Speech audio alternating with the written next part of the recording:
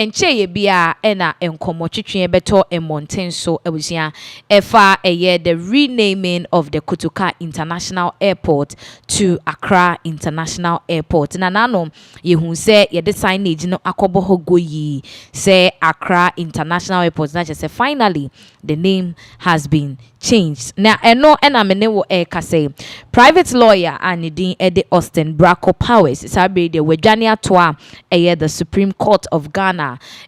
wo kwakosu empanimfo na wo hwe rate ni mu a defendant no the Attorney General na chese wo ginemu the ama the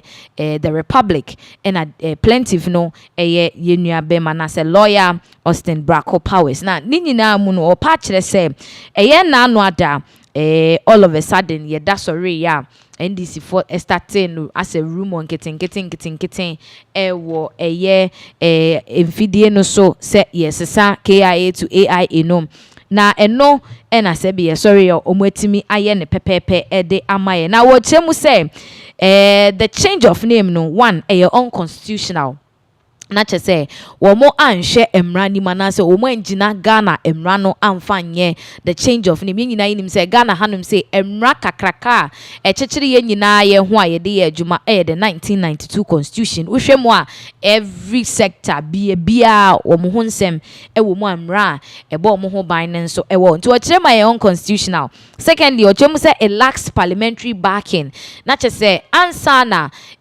sabe nsakraye ni we betimi akoso na was say a famra shebedwe fie ma omubobo ho eto ho aba etena se dwendwen ho ansa na omaba abontene aba be kaso mo sesa din na se prekope de omufiti putupuru mu ekosesa edin no emfamre mu ena afen so no amfamra shebedwe fie enti yegitu mu a enye ye wochemu say wo hwe constitution ni mu a ye wo General Kotoka Trust Decree NLCD 339 of 1969 na ewosenka omutimi eko no moko amende that particular section of the constitution no ansa na omutimi akoso ayeden asesa di na nso omanye ne de yegitu mu enye ye nti wo chese court emfa injunction ento case ne so and I said the change of name no said the they can't even continue with anything na ebia ankrata sem ni bibia wo so signage ni de mo de akobo yetimi sesa but ebia ankrata sem ni niema bia wo so mo ye no was a court the injunction eto so said they can't continue and also was a opese court a decree say the change of name no it is null and void na say enim bibia say ni ho na afei so mpeso mo sese edin ne dia enko for the right process and I said the right procedure mu na yenyina yenjintum se nya sa de a ene wo kosu mechanic say abain on that step wo mo eteki with regards to the change of name of the Kotoka International Airport to Accra International Airport. Intimini ka say there asem no akwakopie mu e Supreme Court ye hwe ba bia Supreme Court ebe de nsem ne befa as to whether asem no ombeji atumu normal proceed the injunction no ato ho ana so say asem ne ye bebo agu ni nyina ejina Supreme Court ne so asabre de nyina ye bedi ensem nechi na ya hwe the outcome of it feedback bi ebeba no ebusia ye hye mo bo se ye de ebeba be sum now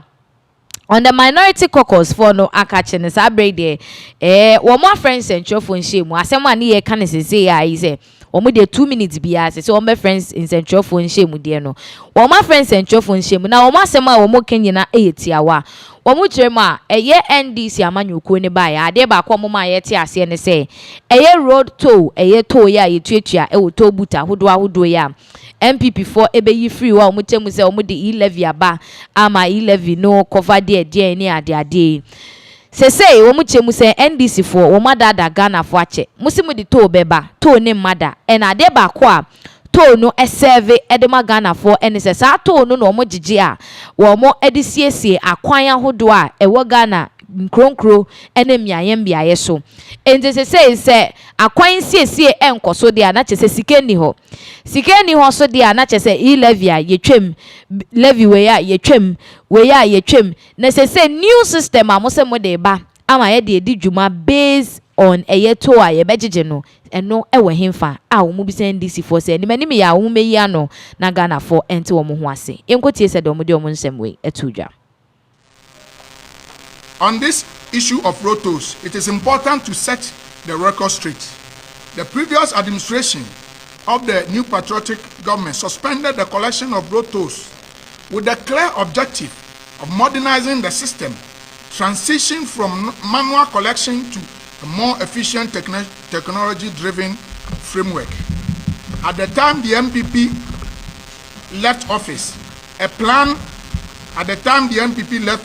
plans were far advanced towards the reintroduction of modernized road tolling, including the development of an electronic toll collection. Indeed, a concession agreement had already been laid before the last parliament as part of the process to operationalize the new system. The current government strongly criticized the previous administration to suspend the road toll collection and promised Ghanaians that road tolls will be reintroduced under a new framework. However, upon assuming office, the NDC government has truncated this process, effectively halting the process that had been made. As a result, 15 months into the current administration, this promise remains unfulfilled. There has been no visible commencement of the process to reintroduce road tolls, despite earlier commitment made to the Ghanaian people. This continued delay raises questions regarding the government's policy consistency and revenue mobilization strategy for road maintenance. The failure to continue and complete the modernization process has not only delayed a critical revenue stream, but also raises questions regarding the government policy consistency and revenue mobilization strategy for road maintenance. Yeah, the minority in parliament and I could see in Sema or more edituja mutrema ye every ho sebe say no to now or more enjeno edit or however in terms of a Ghana yisi kasem ehwa bibia dia dance ye say NDC foi anasa banyo mo sui wo mo kasa wo mo enni so because mo na mo bekan nti afi aden e de na che say policies ahodo a wo mo bekan ye ema ye hu ye no sebe the budget reading you be say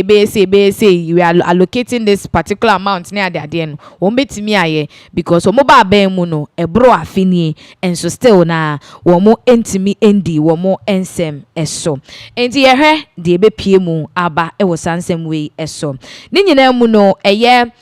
osoafo a wo hye eye enyinam kanea ho ensem so eye yewra John Abujinapo. What in Sembia Babetudja efa the use of electric vehicles Ghana Krudi Muhanum say is say no enibie eba na ye kwaye nimu no na chese say no cars awodro aye de petrol ni diesel ni ade egumu no ebinum agya use say omu use electric vehicles ayin say utwi kakra na wakọ plug ni ade wakọ ni a charge ama na eno na oche mu say charging port ahodo no say wo kroma na pese okosi charging port e de be charge eye vehicles a ene together with the transport ministry no wo mo ka mo ho abom e wo say mo be je permission from ho because untimi mbesi charging port a e be affect eye kanea ewo kroma because omo mpe the situation na oba kosi port nbe wi best start say charge cars no na light dundum ewo brone so na say power na air consuming no edoso de ma eye brono a wo so na say be affect Ghana kroma ni na Ghana man ni na ye kanea wonsem de a ene nya de omo epene so de ama ono akasa to nanum tu a kyerensem ni mu yentie se de kyerensem ni mu fai. So the Ministry of Transport is responsible for transportation, no doubt about that. The Ministry of Energy's concern is that these vehicles are consuming electricity and they are having a significant impact on the stability of electricity supply, particularly in urban areas. And the Energy Commission, under my leadership, is already formulated an LI. So if you want to establish a charging station, you must have approval from the ministry through the Energy Commission. You can buy whatever vehicle you want. We have no problem with that. That's a Ministry of Transport issue. But if you want to connect it to our grid or establish a charging station where people will come and charge vehicles, you would need some permission from the Energy Commission, because then we would plan that which vehicles are you going to be charging, what will be the capacity, what will be the rate of charging, what amount of power are you going to consume? Is the transformer in the area able to accommodate your charging station specification? So that we are not going to be witnessing what I talked about, this sudden surge in consumption when they establish these vehicle charging stations. So that is where we'll be focused on. But we'll be working in collaboration with the Ministry of Transport so that the data they even have, and even the ports authorities and the DVLA, once you begin to know the kinds of vehicles that are coming, and very soon you are going to see trucks being deployed in the system using electric charging systems, and they really consume a lot. So if we don't regulate it, what we are going to witness is that we're going to see transformers tripping off and getting damaged because of some of these interventions. And so it's good that we coordinate.